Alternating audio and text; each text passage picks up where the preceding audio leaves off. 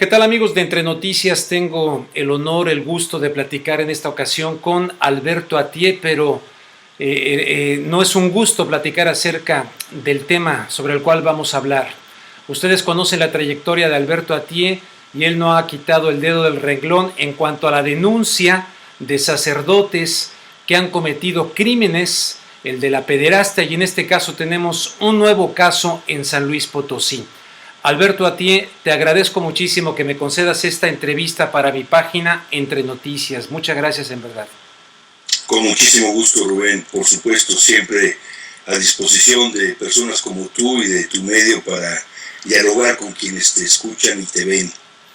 Pues muchas gracias. Oye, el caso de este sacerdote de San Luis Potosí, Eduardo Córdoba Bautista, ya tuvimos la oportunidad de platicar en mi programa de radio, pero están saliendo cada vez más cosas, más información acerca de este personaje que me decías fue encubierto, ¿verdad?, durante 30 años en San Luis Potosí. ¿Nos puedes ofrecer a quienes vean este video el panorama de este sacerdote que todavía lo es y hasta donde tengo entendido todavía está en funciones?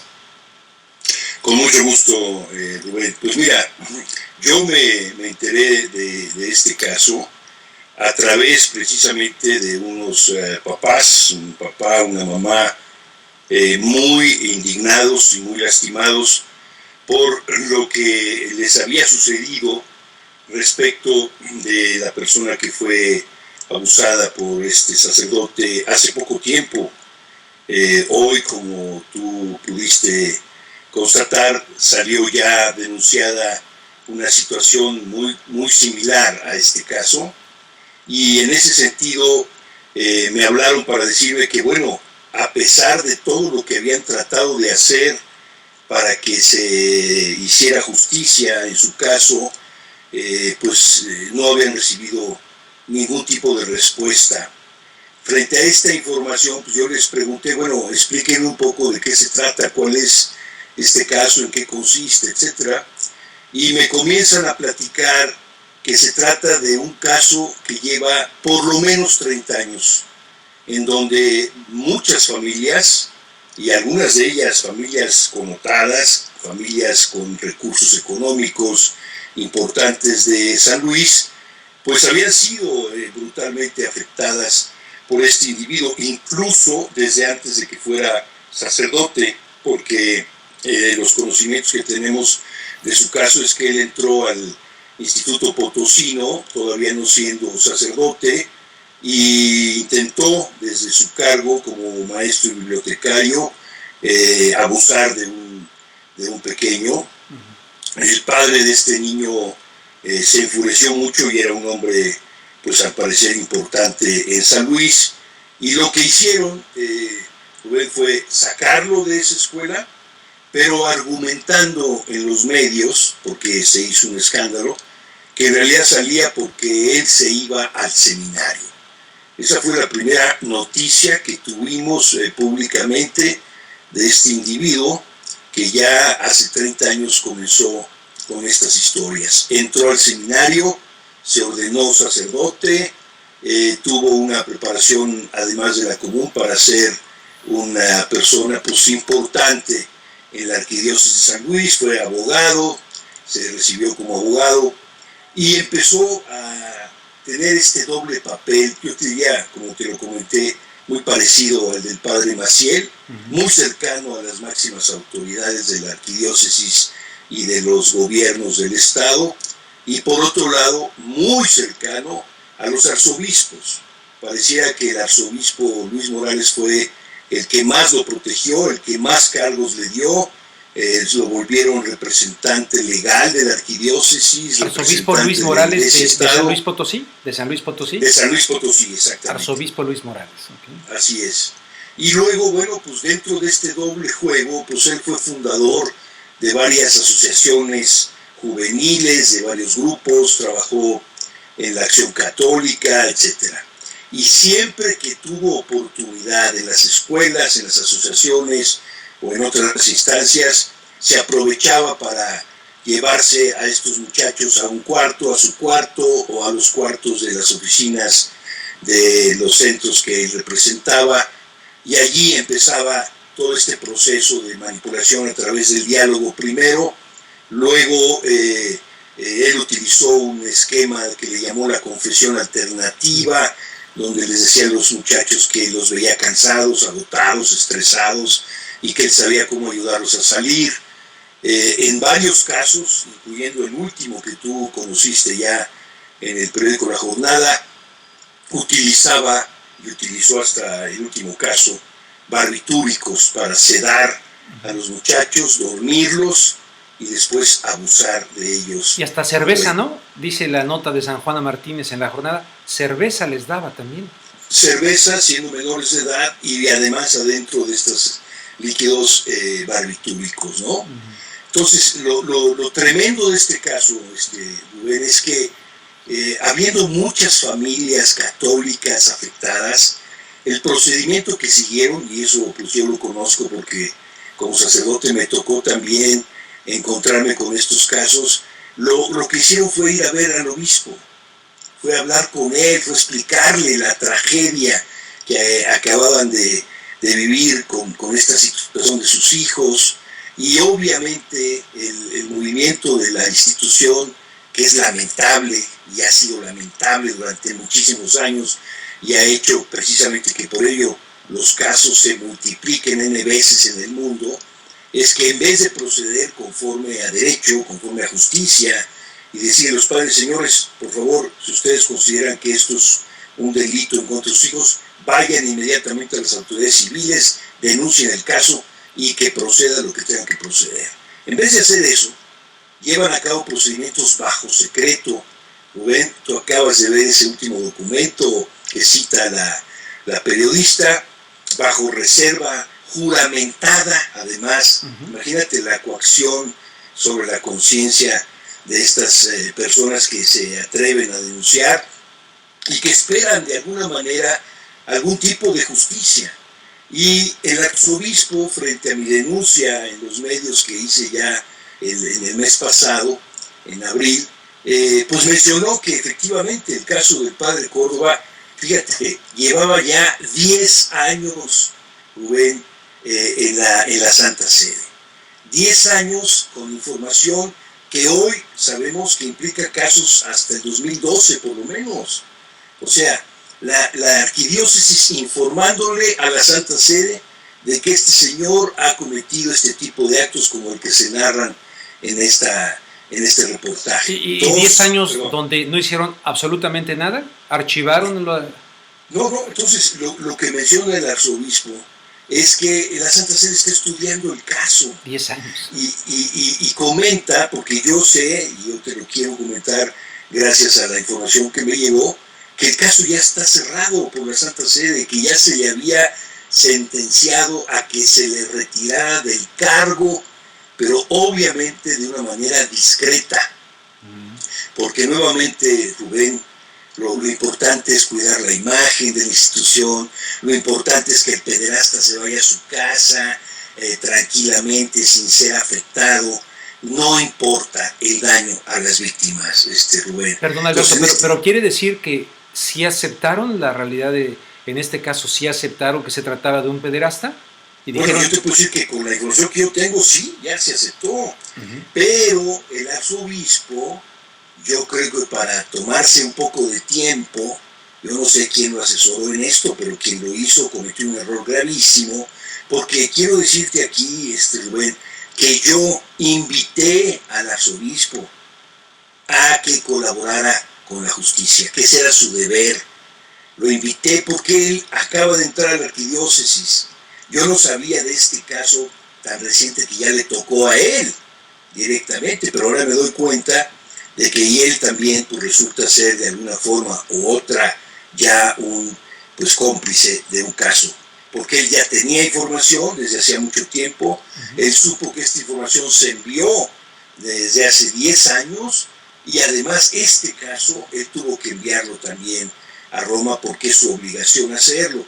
Bueno, en ese sentido, Rubén, es verdaderamente vergonzante, es espantoso lo que sigue sucediendo, porque este es un caso actual. Te recordarás, no sé si viste la editorial de la Arquidiócesis de México, donde decía que todo lo que afirmaba el comité de los derechos del niño sobre la pederastia eclesial era cosa del pasado, que ya no tenía nada que ver con el comportamiento actual de la Iglesia, pues es falso. Pero es un caso actualísimo, reciente, en la misma fórmula de individuos perversos protegidos por la institución. Sin embargo, ha sido atacado. Yo leí declaraciones de una de las autoridades de San Luis Potosí diciendo que nuevamente que eran calumnias, tenías que demostrarlo, que eras un personaje peligroso. O sea, como que se repite lo que ocurrió en el caso Maciel. Efectivamente, Rubén, pero quiero decirte que es una estratagema que ya no tiene verdaderamente ningún significado para la opinión pública, para quienes han estudiado esto, para quienes han seguido. Por supuesto que lo que han hecho siempre, Rubén, es denigrar a quien denuncia, denigrar a las víctimas, porque te quiero decir que anteriormente a este artículo de San Juana ya habían salido otros 3 casos que en esta ocasión anterior habían decidido mantener su anonimato, ¿verdad? Porque siempre es duro, siempre es difícil, Rubén, pero ya dieron sus nombres.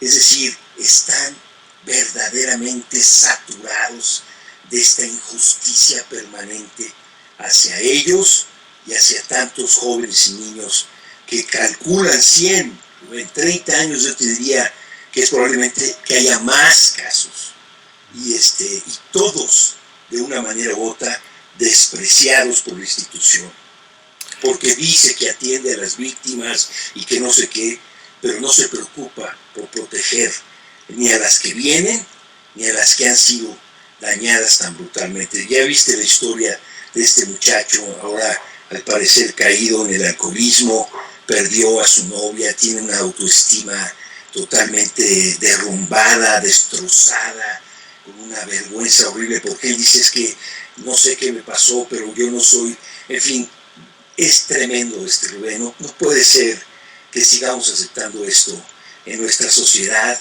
y mucho menos en nombre de Dios y de una iglesia que pretende afirmarse la que continúa el mensaje de Jesucristo en el mundo.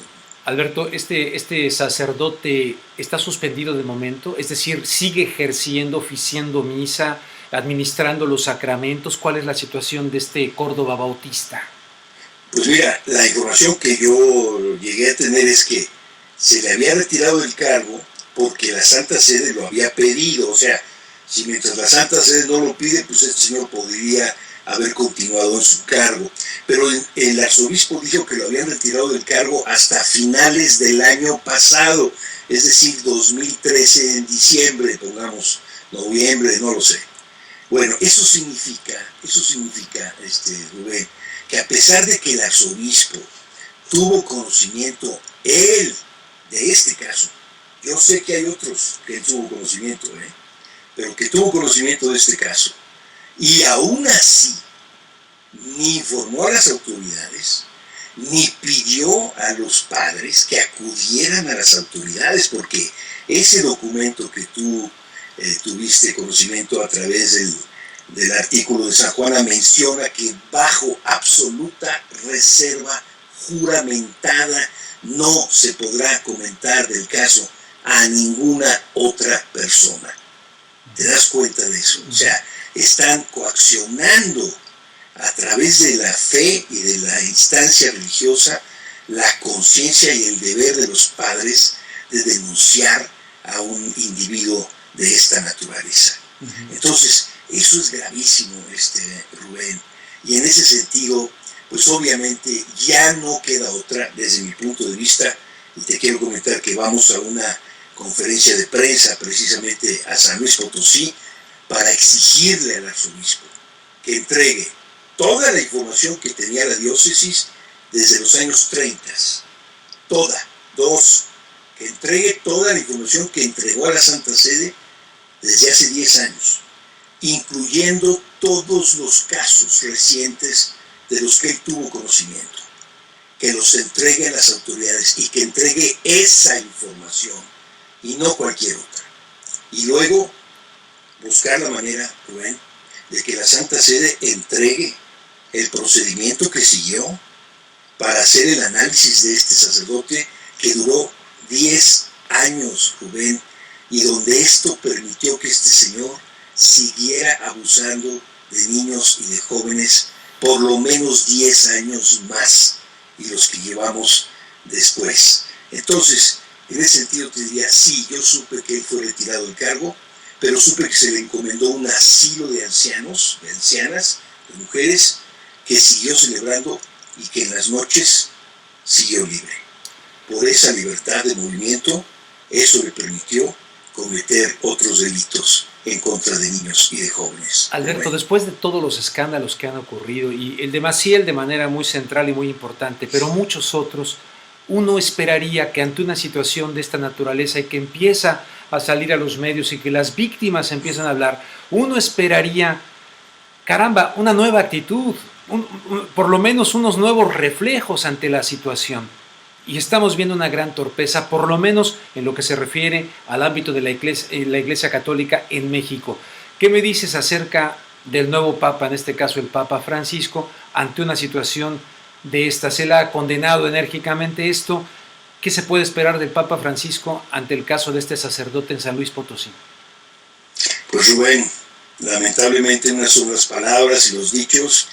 Él llegó a decirlo, y quiero decirte que sus palabras sí me tocaron, sí me impactaron cuando dijo: voy a tener que asumir todo el mal que se ha cometido en contra de tantas víctimas por parte de muchos sacerdotes pederastas. Y luego dijo una afirmación muy fuerte, dijo: con los niños no se juega. Pues te quiero decir, Rubén, que a pesar de estas frases, el Papa no ha tomado en serio el asunto todavía. O sea, vamos a ver cómo va a reaccionar la Santa Sede. Ahorita el arzobispo está en Roma, está cumpliendo con un acto de normativa de los obispos que se llama visita ad limina. Cada 5 años los obispos tienen que entregar un informe de sus diócesis, y en ocasiones, no todas, los obispos son llamados a Roma para que, además de entregar el informe, haya un encuentro con diferentes instancias de la Santa Sede e incluso un encuentro con el Papa. Bueno, yo te quiero decir que si la Santa Sede, porque es posible, Rubén, que si la Santa Sede niega que había ya sentenciado al padre Córdoba a que se le retirara de su cargo público como sacerdote y se le retirara discretamente como lo piden para que no haya supuestamente un escándalo, que eso es lo que a ellos les preocupa más, y la Santa Sede dice que todavía no ha deliberado y entonces que va a entregar su deliberación en su momento. Yo te quisiera decir, Rubén, que la Santa Sede está cometiendo un acto gravísimo, gravísimo, de estar manipulando la información, como lo ha hecho tantas veces, nuevamente a favor de salvaguardar su imagen y la imagen de sus responsables en las iglesias locales, como es el caso del arzobispado y de este sacerdote. Entonces, en ese contexto yo te diría, la Santa Sede tiene un ultimátum con este caso de México para ver si actúa conforme a lo que dice que hace. Te acordarás que ya en el Comité de los Derechos del Niño, cuando presentó su informe, dijo que siempre recomendaba amplia y claramente que a todos los sacerdotes o clérigos que fueran acusados de pederastia, inmediatamente se les entregara y se colaborara con las autoridades. Esto es falso, Rubén. Vamos a ver ahora si es verdad que entregan a este sacerdote a las autoridades, pero también quiero decirte que no nos vamos a quedar ahí, porque este caso, Rubén, es clarísimo, nuevamente, que el sacerdote, siendo un pederasta, como puede ser cualquier individuo, Rubén, aquí no hay especialidades de nadie, cualquier ser humano puede ser un pederasta en cualquier lado, en su familia, en la escuela, es obvio, pero aquí el tema no es solo el individuo perverso, aquí el tema es el individuo perverso, protegido sistemáticamente, y el caso de San Luis, Rubén, es tremendo en ese sentido. ¿Y habrá más sacerdotes? Porque leí en alguna nota respecto al tema que tal vez no sería el único sacerdote, por un lado. Y por otro lado, la complicidad de la política, porque resulta que este hombre al interior de la iglesia pesaba mucho, pero con tremendos vínculos, y se habla de vínculos en la nota que leí, muy específicos con el Partido Revolucionario Institucional, allá en el estado de San Luis Potosí. Efectivamente son las dos cosas, Rubén. Este hombre ha sido muy protegido por sus autoridades y para ello le han estado dando cargos muy importantes, pero además sabemos, Rubén, que él, usando toda su fuerza y su poder y sabiéndose protegido, no solamente abusó de niños, sino que maltrató a muchos sacerdotes, compañeros suyos. Hay historias muy graves ahí. Hay ex sacerdotes de San Luis que no pudieron ni vivir ahí, Rubén, tuvieron que salirse de San Luis porque no podían encontrar trabajo en ningún lado, porque este hombre supuestamente ortodoxo, como siempre se pretenden presentar, te recordarás al padre Maciel y su fidelidad a la ortodoxia del Papa y de sus huestes. Bueno, este hombre también, sintiéndose muy ortodoxo, no permitía que ningún ex sacerdote de la diócesis pudiera trabajar en alguna escuela o en algún colegio o en alguna institución católica. Rubén, de hecho, hay historias muy graves, hay sacerdotes muy lastimados, muy aplastados por este sacerdote, que yo espero que algún día ellos sean capaces, tengan la libertad y la fuerza interior de decir todo el daño que causó este hombre protegido por autoridades eclesiásticas.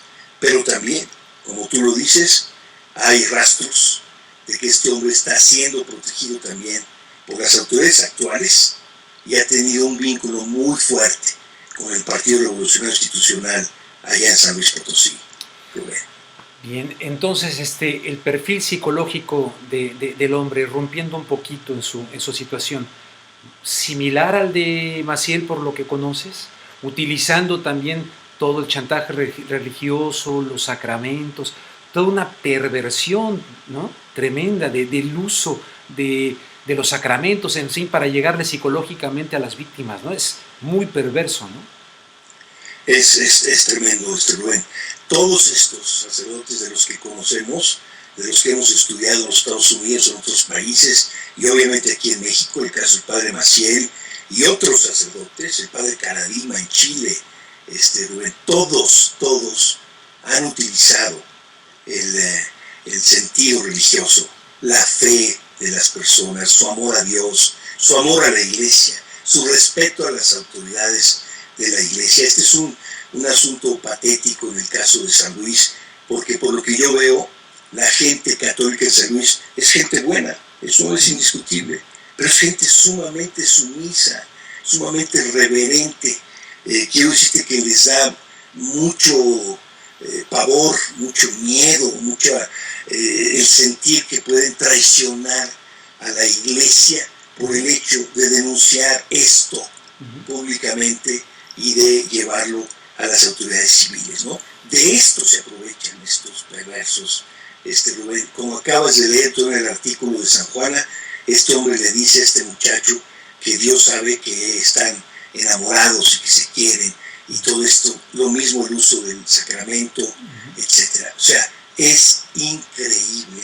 Por lo mismo, la necesidad de una formación cristiana, Rubén, que sea verdaderamente crítica, que ni siquiera se permita que a los niños se les manipule de esa manera, hablándoles de Dios para después terminar abusando de ellos. Las víctimas ya están hablando, ya están dispuestas a hablar públicamente, ¿no? Lo habían hecho en privado, pero ya están dispuestas a dar la cara al público para denunciar esto. De alguna manera se está protegiendo que exista alguna reacción similar a las otras víctimas anteriores, que muy probablemente por esto que acabas de mencionar sean víctimas de nuevos ataques. Ya se ha preparado un escenario pues para que se puedan defender y estar por encima de eso para lanzar sus denuncias. Rubén, pues sí, lo estamos trabajando. Quiero decirte que la primera cosa importante, y eso yo lo aprendí de Gandhi, es que los medios conscientes, críticos, analíticos, como el tuyo estén presentes, Rubén. Los necesitamos. Necesitamos que el mundo entero se dé cuenta de lo que está pasando en San Luis Potosí. Necesitamos saber que no estamos solos, menos las víctimas, obviamente. A mí me dolería muchísimo que le hicieran daño a una víctima. Lo primero que hemos buscado siempre, Rubén, es su protección, es su dignidad, es su honorabilidad, es la reivindicación de sus derechos y es la justicia y la verdad que se merecen. Entonces, obviamente que sería tremendo que a alguna de las víctimas le llegara a suceder algo, pero esperamos que no hagan esto, que al contrario, que reconozcan ya lo que es la verdad obvia, evidente, y que procedan conforme a derecho. Y esta es una exigencia cada vez más grande de cada vez más y más personas en San Luis y en otras partes de México, y esperamos también en Los Ángeles y en otras partes del mundo. Rubén. Oye, Alberto, tú mismo, en mi opinión, y perdona que diga esto, pero a veces me preocupa tu integridad física, porque viendo más o menos cómo reaccionan personas ante estos temas, vaya, no faltaría, ¿no?, algún desequilibrado que en este contexto pudiera atentar en tu contra, ¿no? ¿Tomas tus precauciones? No, Rubén, no tomo precauciones. Yo trato de vivir conforme a mi conciencia, trato de hacer lo que tengo que hacer. Esto me tocó en la vida y lo asumo y lo asumiré hasta el último día de mi vida, y lo haré obviamente con toda la certeza que me da el mismo Evangelio de Jesús, de que quien cuida a los pequeños, a Él lo está cuidando también, y que por lo mismo Jesús y todos los que han luchado por los verdaderos valores de la vida y por las personas más importantes, que son los más pobres, o los más abandonados, o los más despreciados, no vamos nunca a perder la certeza de que esto es para siempre y que vale la pena en todas las circunstancias, Rubén. ¿Me podrías dar un adelanto de lo que se va a ofrecer informativamente hablando en esta conferencia de prensa de este miércoles en San Luis Potosí? Con mucho gusto. Quiero decirte que están convocados obviamente los medios locales, como los medios nacionales o internacionales. Va a estar la reportera San Juana Martínez, con una información que ha ido recabando, porque lleva ya tiempo investigando en San Luis. Es una mujer que se mete en todos los rincones que puede y logra obtener información como la que tú has podido comprobar en sus artículos. Va a estar tu servidor. Voy a San Luis, quiero encontrarme con la gente de San Luis, quiero que me conozcan como soy, quiero que vean que no soy un peligroso difamador, sino que soy un hombre como cualquier otro, pero que estoy preocupado por los niños de San Luis, y que quiero invitarles, en primer lugar, a las víctimas, y quiero decirte que van a haber varias víctimas ahí presentes. Algunas de ellas van a hablar y otras no, porque respetamos siempre la privacidad y la libertad de quien quiera hablar o no hablar. Y van a estar miembros de la sociedad potosina, sean ciudadanos, no creyentes algunos, otros sí, como miembros laicos, laicas de la comunidad católica. Incluso sé que se le invitó al arzobispado a estar presente, O sea, nosotros no tenemos miedo de que estén los que tienen que estar. Ojalá vaya alguien del arzobispado, pero no en la calidad de como ha estado el vocero, que se ha dedicado a golpear públicamente sin de veras entrar al fondo de la cuestión, que es el tema de las niñas y de los niños abusados por ese sacerdote y por otros. Pero nosotros ahorita vamos a tocar este tema por la gravedad que implica. Vamos a estar allá, Rubén. Yo me voy a encontrar con muchas de las víctimas, con sus papás. Algunos ya tienen 40 años, 40, 50 años incluso. Y me voy a encontrar con ellos, me voy a encontrar con las víctimas recientes. Los voy a animar a que presenten su declaración. Estamos trabajando para que sea una instancia federal la que atraiga el caso, porque la verdad es que no nos da confianza las autoridades locales. Lo lamento mucho, pero así como a varios papás y mamás no les dio confianza, no les dieron confianza las autoridades locales. Yo te diría que yo tampoco confío en las autoridades locales y por lo mismo estamos buscando que sea una instancia federal la que asuma este caso. Bien, algo que esta conversación en mis preguntas no hayamos generado, que tú consideres importante decir en este video para Entre Noticias.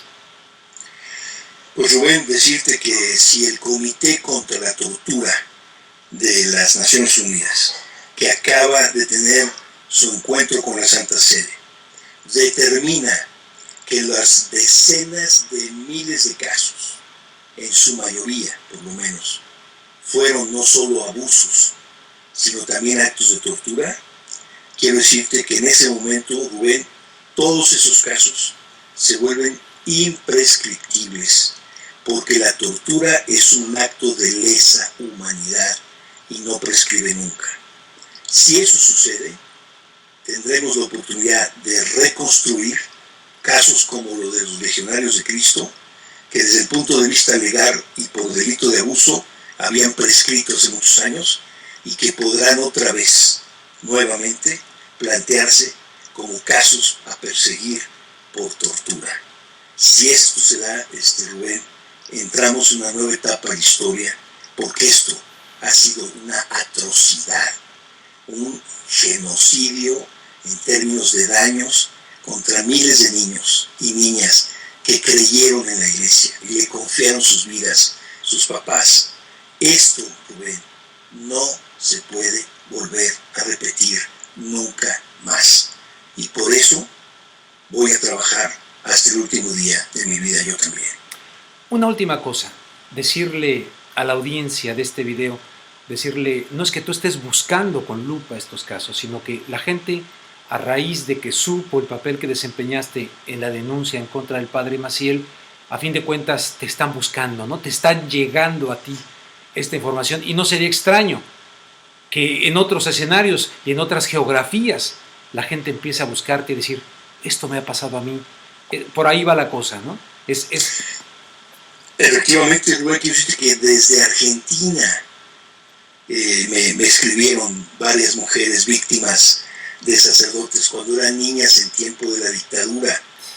Lo que yo les expresé con dolor es que no tengo la capacidad de acoger los casos de Argentina. ¿Qué más quisiera yo? Pero no me es posible. Pero te puedo decir que sí. De Chile me han escrito, de América Central, pero Rubén obviamente rebasa totalmente mi capacidad. ¿Qué más quisiera yo?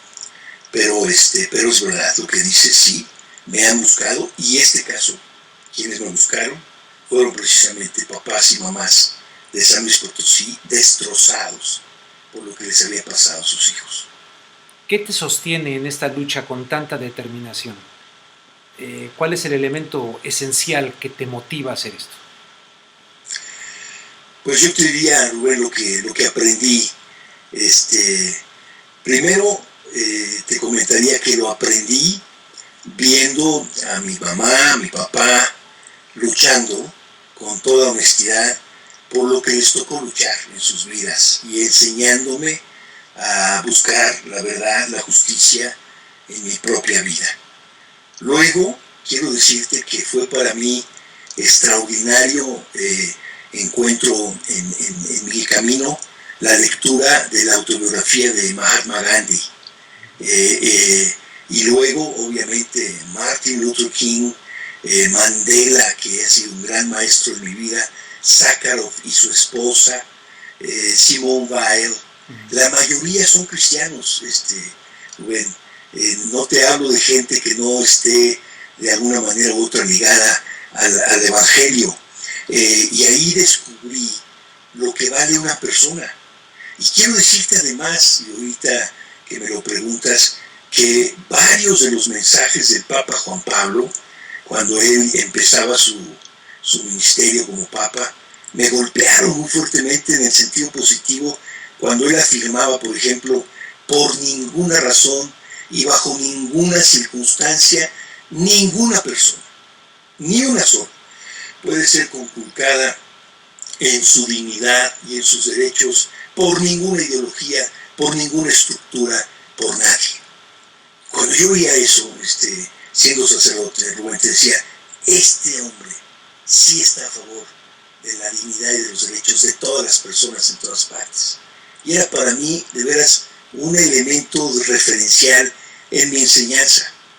Y luego sí te quiero decir que yo estudiando, porque yo fui a Roma, estudié allá y todo, estudiando la ética, que ya no era solamente la ética cristiana, sino la ética como tal, la ética moderna también, Camus, obviamente Emmanuel Kant,